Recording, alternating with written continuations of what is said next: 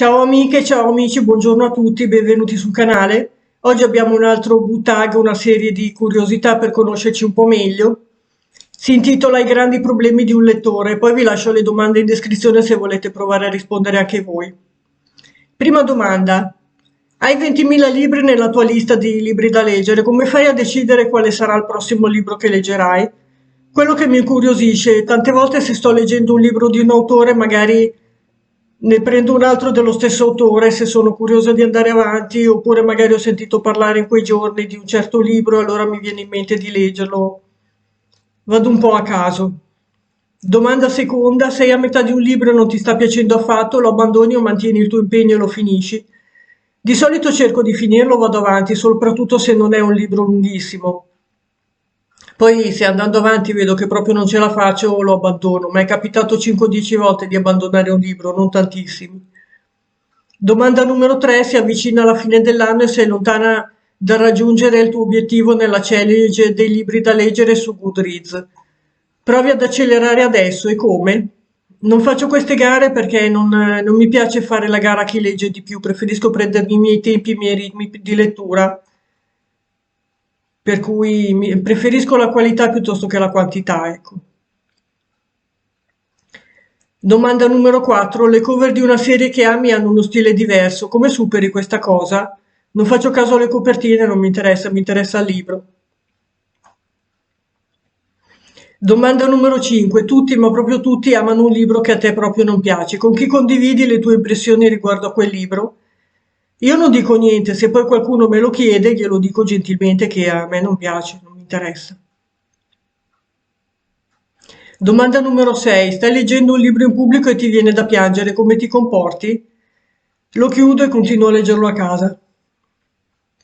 Domanda numero 7. Il nuovo volume di una serie che segui è appena uscito ma hai dimenticato del tutto il volume precedente. Come ti comporti? Rileggi il libro precedente, dai una scorsa alla sinossi su Goodreads, non leggi il nuovo libro o ti limiti a piangere disperatamente? Do un'occhiata al riassunto o cerco delle recensioni magari su internet, oppure guardo dietro la copertina del libro che ho dimenticato, c'è scritto qualcosa del romanzo. Domanda numero 8. Non vuoi che nessuno prenda in prestito i tuoi libri? Come fai a dire di no alle persone quando ti chiedono in prestito un libro?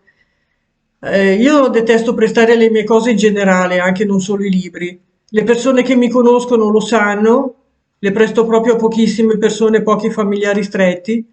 Gli dico di no gentilmente, non glielo do, glielo spiego. Domanda numero 9. Blocco del lettore. Nell'ultimo mese hai abbandonato almeno 5 romanzi. Come fai a uscirne? Ogni tanto capitano quei periodi in cui non hai voglia di leggere o di fare una certa cosa. Comunque lascio perdere, aspetto che passi. Dopo un po' mi ritorna. Conoscendomi, se insisto, so che peggioro la situazione. Preferisco lasciar perdere. Domanda numero 10. Stanno per uscire tantissimi libri che desideri leggere. Quanti ne compri veramente? Ultimamente non ne compro proprio perché ne ho tantissimi già in casa da leggere, per cui sto cercando di leggere quelli e poi sono iscritta alla biblioteca, eventualmente li prendo lì. Domanda numero 11. Dopo aver comprato dei libri che morivi dalla voglia di leggere, quanto devono veramente aspettare sullo scaffale prima di essere letti? Ne ho alcuni che aspettano anche da 15 o 20 anni. Ne ho tantissimi, sono ancora lì. Ogni tanto li rivedo, dico, ah sì, questo lo dovevo leggere, e poi sta ancora lì. Prima o poi li leggerò. Bene, vi lascio tutte le domande in descrizione se volete provare a rispondere. Vi invito a iscrivervi al canale e cliccare sulla campanella per le notifiche. Spero che il video vi sia piaciuto. Ciao, al prossimo.